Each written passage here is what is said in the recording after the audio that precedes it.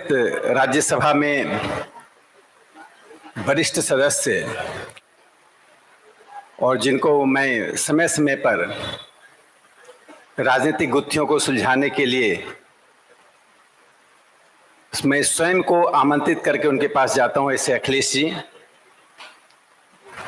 सामाजिक कार्यों के लिए जाने जाने वाले पूर्व सांसद पप्पू जी, एलएस कॉलेज के प्राचार्य डॉक्टर ओम प्रकाश जी, अरुण कुमार जी, विजेंद्र चौधरी जी, पत्रकारिता के क्षेत्र में लब्ध प्रतिष्ठित स्वयं प्रकाश जी, हमारे राजेश वर्मा जी, जिन्होंने मुझे इस कार्यक्रम के लिए मूलतः आने के लिए एक तरह से बाध्य किया और मैं एक इंदौर के कार्यक्रम को छोड़कर यहाँ आया। और राजेश वर्मा जी को महत्व इसलिए देता हूँ कि जब मैं पार्टी के कार्यक्रमों में उनको बोलते हुए धैर्य के साथ संवाद करते हुए देखता हूँ तो एक मानक कार्यकर्ता की तरह बात करते हैं, इसलिए मैंने उनकी बात को गंभीरता से लेकर मैं आया। रविंद्र जी को मैं बधाई देना चाहता हूं। एक समय ऐसा था जब इस देश में बड़े राष्ट्रीय नेताओं के हाथों से अखबार निकलता था और संपादकीय लिखा जाता था। तो मेरे मन में प्रश्न उठा, क्या उनके बीच महत्वाकांक्षा और प्रतिद्वंदिता थी कि वे अलग अलग अखबार निकालते थे? महात्मा गांधी का यंग इंडिया हरिजन नवजीवन, जवाहरलाल जी का नेशनल हेराल्ड, तिलक जी का केसरी और मराठा, चित्तरंजन दास का इंडिपेंडेंट, मालवीय जी का लीडर और अभ्युदय, बिपिन चंद्र पाल और अरविंद का वंदे मातरम, ऐसे अखबार निकलते थे। यह लोकतंत्र की सार्थकता है कि हम अपने विचारों की अभिव्यक्ति की विविधता को संजो कर रखते हैं। आज समय और परिस्थितियां बदली हैं। आज के अरविंद, आज के बिपिन चंद्र पाल, आज का गांधी, आज का नेहरू, आज का तिलक, हम सबको ही बनना होगा। और इसीलिए रविंद्र जी ने जो पत्रकारिता के क्षेत्र में एक विविधता को आगे बढ़ाने का काम किया है, इसलिए मैं उनका अभिनंदन करता हूं। जितने इस प्रकार के यूट्यूब चैनल होंगे, जितने इस प्रकार की अभिव्यक्तियां होंगी, कोई आवश्यक नहीं है कि सभी अभिव्यक्तियां हमारे मनोनुकूल हो। यह भी आवश्यक नहीं है कि अभिव्यक्तियां हमारा जय जयकार करें। लोकतंत्र आलोचनात्मक दृष्टिकोण से निकली हुई अभिव्यक्तियों से ही चलता है, लेकिन आलोचना में समन्वय और संवाद पीछे नहीं छूटना चाहिए। इसका उदाहरण देखने के लिए ना हमें अमेरिका जाने की जरूरत है, ना यूरोप जाने की जरूरत है, ना अफ्रीका जाने की जरूरत है। भारत के संविधान सभा में 36 लाख शब्द बोले गए, 36 lakh words spoken in the constituent assembly, जिसमें बाबा साहब अंबेडकर ने अकेले 2,67,000 शब्द बोले।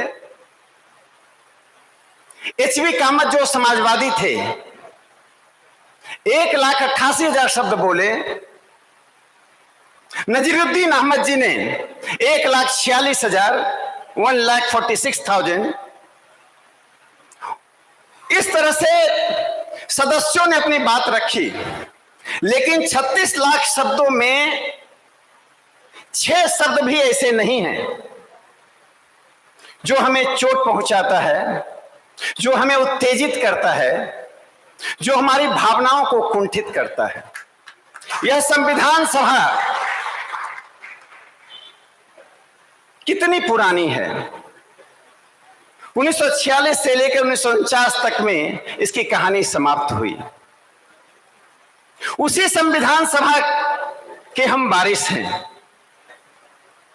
इसे समाधान की ओर बढ़ने के लिए संवाद को और स्वस्थ करना पड़ेगा। और राजनेता और संसद का कार्य, कार्यपालिका का कार्य क्या होता है, मैं एक उदाहरण से आपको बताना चाहता हूं।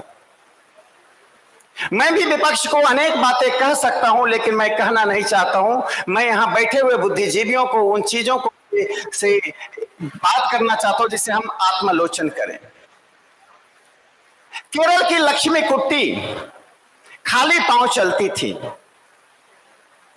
एक सामान्य, अति सामान्य महिला ने अति असामान्य काम किया। 500 मेडिसिनल प्लांट जिसका आयुर्वेद में उपयोग होता है, ऐसे रेयर प्लांट्स को उसने बचाने का काम किया। केरल के लोग उसको नहीं जानते थे, उसके मोहल्ले के लोग जानते थे कि एक ऐसी महिला है जो पता नहीं क्या करती है। राधा देवी मणिपुर की थी, जिसने कॉटन का जो रचना थी स्थानीय स्तर पर वो लुप्त हो रहा था। राधा देवी एक बहुत सामान्य परिवार की महिला थी, न सरकार की मदद थी न राज्य की मदद थी, उसे बचा कर रखा। त्रिनिटी सायों मेघालय की थी, जिसने हल्दी के ऑर्गेनिक उत्पादन के द्वारा हजारों महिलाओं को अंतर्राष्ट्रीय बाजार में ले गई। मैं यह इसलिए कह रहा हूं, इन 3 असामान्य काम करने वाले सामान्य लोगों को पद्म अवार्ड देकर प्रधानमंत्री नरेंद्र मोदी जी ने भारत के गणतंत्र को हाशिए के लोगों तक पहुंचाने का जो काम किया है, यदि वो दिखाई नहीं पड़ता है तो विपक्ष को अपना आत्मलोचन करना चाहिए। पप्पू जी ने कहा कि 80 करोड़ लोगों को देते हैं। मुझे भी लगता है कि 80 करोड़ लोगों का कि उत्पादन के साधन पर अधिकार होना चाहिए। उत्पादन के परिणाम पर अधिकार तो नहीं, उत्पादन के साधन पर, उत्पादन पर अधिकार होना चाहिए। लेकिन जब तक अधिकार नहीं होता है, उनको मृत्यु के हवाले छोड़ा नहीं जा सकता है। इस प्रधानमंत्री नरेंद्र मोदी जी ने 2014 में आने के बाद 80 करोड़ जनता को संख्या बढ़ के 81 करोड़ हो गई है, दोनों शाम अनाज पहुंचाकर भारतीय राज्य को उन सब तक पहुंचाया है जो राज्य नई दिल्ली में बैठकर, जिसके लिए दिनकर जी को लिखना पड़ा था, रेशमी नगर में की कविता लिखनी पड़ी थी कि किसानों के घर में अनाज नहीं है, किसानों के पास कोई सामान नहीं है और रेशमी नगर सुरक्षित है। तो मैं कहना चाहता हूं, इसको बहुत ही सहजता से लेना चाहिए। राज्य की आलोचना होनी चाहिए, क्यों नहीं होगी? सत्ता पक्ष की बहुत सी न्यूनताएं होती हैं, उन न्यूनताओं को उजागर करना चाहिए। लेकिन ऐसा करते समय राज्य के उन कार्यों का जो कार्य इतिहास बना, अब चंद्रयान पर जीत गए, किसने कहा है कि वैज्ञानिकों को वेतन नहीं मिलता है? किसने ऐसा कह दिया कि चंद्रयान में काम करने वाले वैज्ञानिकों को अखबार में छपी देव सोमनाथ जी के साक्षात्कार को पढ़ लीजिए। वहां की राज्य सरकार की कुटिलता और अखबारों की पीली पत्रकारिता के आधार पर हम देश के वैज्ञानिकों का अपमान नहीं कर सकते। अभी मैं बेगूसराय के गांव में अमित कुमार वैज्ञानिक के माता पिता का सम्मान किया और मैंने यही सवाल उनसे पूछा कि आपके पुत्र को वेतन मिलता है कि नहीं। उन्होंने कहा हमें तो वेतन के साथ एडवांस में ही जरूरत पड़ती है तो मिलता है। कौन कहता है इस तरह की बातें? भारत के विज्ञान को, भारत की अर्थव्यवस्था को, भारत की संस्कृति का इन न्यूनता नहीं करनी चाहिए। साथियों, सदन में 2 महत्वपूर्ण चीज होता है जो हम सब जानते हैं, हम सब बुद्धिजीवी हैं। एक शून्यकाल होता है, एक प्रश्नकाल होता है। ये शून्यकाल और प्रश्नकाल सरकार को बांधने का काम करता है, मंत्रियों की जिम्मेदारी को सुनिश्चित करने का काम करता है। प्रश्नकाल पर सरकार का नियंत्रण नहीं होता है, लेकिन यदि प्रश्नकाल और शून्यकाल भी बाधित विपक्ष कर दे, सरकार के एजेंडा को बाधित कीजिए। पूरे सत्र में एक दिन भी सदन में विपक्ष ने शून्यकाल और प्रश्नकाल में हिस्से नहीं लेकर किसकी क्षति पहुंचाई है? यदि आप सरकार से, गृह मंत्री से, प्रधानमंत्री से, सुरक्षा मंत्री से सबसे सवाल पूछते, तो जो सवाल पूछते उन सवालों को नहीं पूछकर तो कहा जो एक बात कही गई कि धूल चेहरे पर है और आईना को बार बार साफ कर रहे हैं। आप अपने चेहरे को साफ कीजिए, आईना को साफ करना बंद कर दीजिए। मैं अब उन बातों को छोड़कर मैं जो महत्वपूर्ण बात है, मैं एक दो बात कह के अपनी बात समाप्त करूंगा, नहीं तो अंतिम वक्ता तक सिर्फ हम लोग ही बचे रह जाएंगे।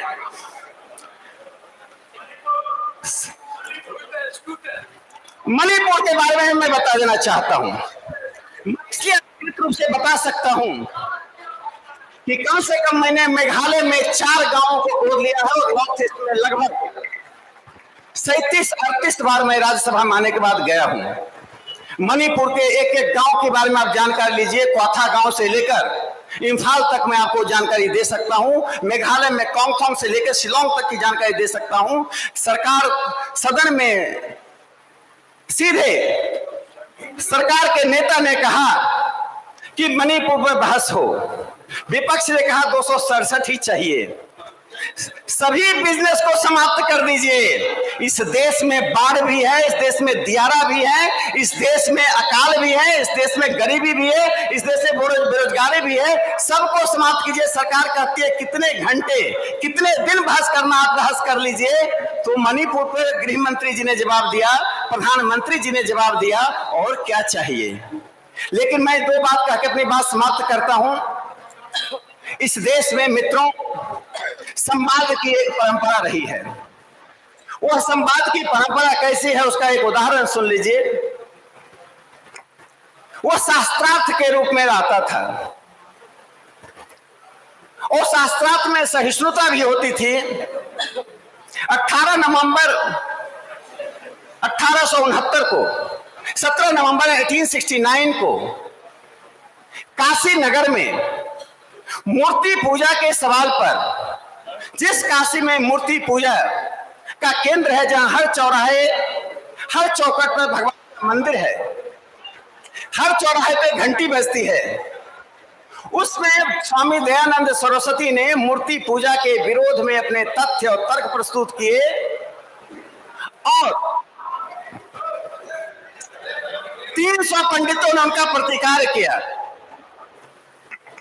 50,000 की भीड़ उनको देखने के लिए थी। काशी के राजा उसकी अध्यक्षता कर रहे थे। गंगाधर शास्त्री और गट्टू लाल, प्रज्ञा चक्षु गट्टू लाल के बीच एक लंबा संवाद काशी में हुआ। राजा राम शास्त्री और बच्चा झा के बीच लंबा संवाद हुआ। तो संवाद की प्रक्रिया इस देश में एक बड़ी अच्छी स्वस्थ परंपरा रही है। और वही परंपरा में जब सदन की बात करता हूं, लोकसभा और राज्यसभा में, तो राज्यसभा में एक बार नेहरू जी की भूपेश गुप्ता कम्युनिस्ट पार्टी के नेता थे, प्रशंसा कर रहे थे। तो गंगा शरण सिंह कांग्रेस के नेता थे, उन्होंने उठकर कहा हमारे पास विष्णु सहस्त्र नाम है, हमें दूसरा नेहरू सहस्त्र नाम नहीं चाहिए। जब इस तरह के लोग सदन में पहुंचते हैं, जिनके पास चेतना की रीढ़ होती है, शरीर के रीढ़ से सदन नहीं चलता है, चेतना की रीढ़ से सदन चलता है, the spine of the consciousness. तो गंगा शरण सिंह चाहिए, और गंगा शरण सिंह के लिए गंगा शरण सिंह का अवतार नहीं होगा। हम में से ही भूपेश गुप्ता, हम में से ही गंगा शरण सिंह, हम में से ही अटल बिहारी वाजपेयी, हम में से ही EMS नमूद्रीपाद बनना पड़ेगा। और अंत में एक बात अंतिम बात मैं कहना चाहता हूं कि कैसे कटुता को हम पी जाने की क्षमता रखते हैं। संविधान सभा में एक प्रश्न आया, यदि यह प्रश्न आज हमारे आपके बीच आ जाए तो शायद मारपीट की भी नौबत आ जाए। HP कामत ने एक प्रश्न उठाया, संशोधन दिया, संविधान की प्रस्तावना भगवान के प्रति शपथ लेकर शुरू होनी चाहिए। सदन में इतनी अच्छी बहस हुई। पूर्णिमा बनर्जी जो अरुणा असफ अली की छोटी बहन थी, उन्होंने HP कामत से कहा कि kindly don't embarrass us by calling us to vote on the god. भगवान के ऊपर वोट करने के लिए हमें बाध्य मत कीजिए। करीब 12-13 सदस्यों ने अपने विचार व्यक्त किए। अंत में हसरत मोहनी और HP कामत जी ने कहा कि इस पर डिवीजन हो, हाउस डिवाइड हो। 41 वोट यह पड़ा कि भगवान का नाम का उल्लेख होना चाहिए, 68 वोट ने खारिज किया। यह सदन यह संविधान सभा तो भगवान के ऊपर भी बहस कर चुका है, एक सदस्य ने एक दूसरे पर टिप्पणी नहीं की। तब एक सिब्बल लाल सक्सेना गांधीयन थे, उन्होंने कहा गांधी का नाम प्रस्तावना में आना चाहिए। उस पर 2 दिनों तक बहस चली। अंत में आचार्य जेबी कृपलानी जी ने, ब्रजेश्वर प्रसाद जो गांधीयन थे उन्होंने विरोध किया और अंत में कृपलानी जी की अपील पर यह बात वापस आई। तो संविधान सभा हमारा आईना है। हम अपने आप को एक स्वस्थ राजनीति में इस देश की पीढ़ियों को एक नया संदेश देने के लिए, इस पीढ़ियों को सबल करने के लिए, जनतंत्र के जड़ को मजबूत करने के लिए काम करें। हम अलग अलग दल हैं लेकिन हमारा दिल एक है।